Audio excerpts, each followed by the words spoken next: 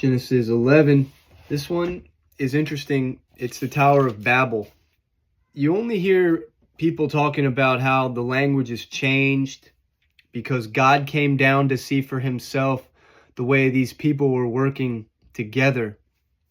He realized that they're working together in such a way that they can do anything that they put their mind to, and they concoct wicked ideas. Trying to get to the heavens is basically a wicked idea.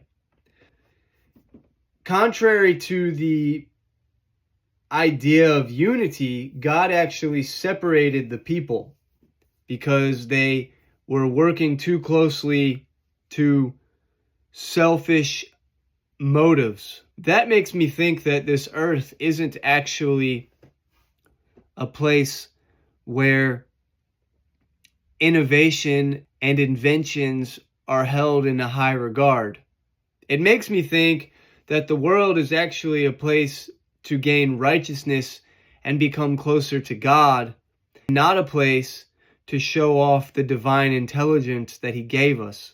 Perhaps we're to use our divine intelligence to discover the Lord in a way that is pure and righteous, instead of in a way that has us elevated to the level of little g gods, where we try to reach God by means not pure of heart. That's what I got from the Tower of Babel. But in addition to that, what I got from the Tower of Babel is that God came down. He saw it for himself. Did he come down as a physical person? Maybe. But he came down, he saw what they were doing, and he said, "Let us go down and there confound their languages, that they may not understand one another's speech." So he's got a legion of angels, of others, of servants, of court staff, castle staff, I don't know. But he says, let's go down. Or maybe he's talking to Jesus. He says, let's go down and there confound their language, that they may not understand one another's speech. So the Lord scattered them abroad from thence. He didn't just change their language, he scattered them abroad. This is where Peleg comes in. Peleg, you remember from Genesis 10. He's also in Genesis 11, mentioned again. Peleg lived 239 years. Peleg lived 239 years. He was there during the division. His name means division. Could it be that God scattered the people by way of cracking a supercontinent and creating different lands across the oceans? It might be. I wanted to look up what Babel meant. Babel means to mix or to confuse. That's why it says, therefore is the name of it called Babel, because the Lord did there confound the language of all the earth. From thence did the Lord scatter them abroad. So from Babel, he scattered them abroad upon the face of all the earth. Now, going back to the flood, people say that this flood myth is in cultures all across the world. And there's common themes all across the world, in South America, in Asia, in the Mesopotamia, in Native American lore. There's this idea of a great flood, and every culture has a description of how the flood came about and who was the orchestrator of the flood, etc. They use different language to explain the same thing. They use different descriptions of a deity to explain the same thing. Could it be that that's only because of the language barrier that God gave them during that time at the Tower of Babel? When he spread them across the face of the earth and they spoke different languages, imagine suddenly being somewhere else and speaking a different tongue. How would you describe the flood of Noah? If the flood in the Bible is the original story, perhaps all other stories are lesser versions of the same. Like when you're in kindergarten and you play that game telephone and somebody starts with a secret and then they whisper it in the ear, and by the time it's a little bit changed or completely different.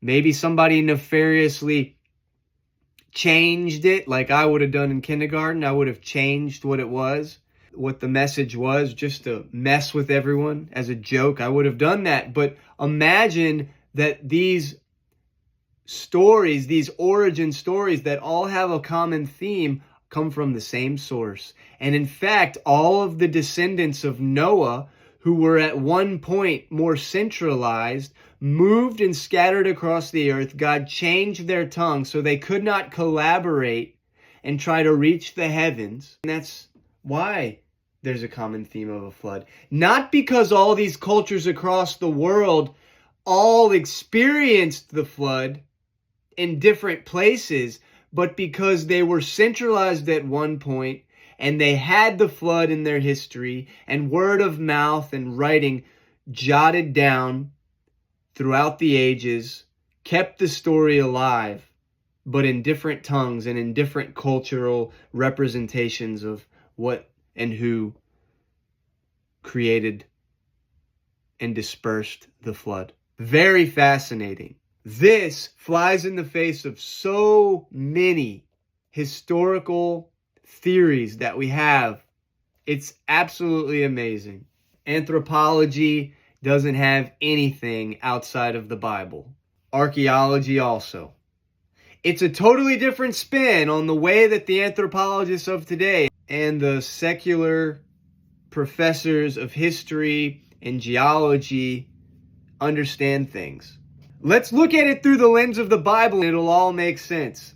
To Abraham, once again, you'll notice that as the generation come, they start to live less and less and less and less until later in the book where it's 70, 80, 90 years.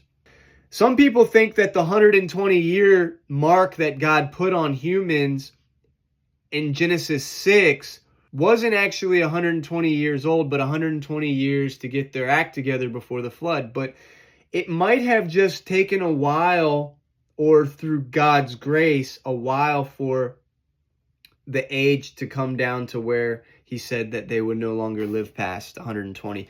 Look at today. Not many people live past 120. Very rarely do you hear of a 120-year-old. They're 115 and whatnot. Super cool stuff. Tomorrow, Genesis 12. Have a good night.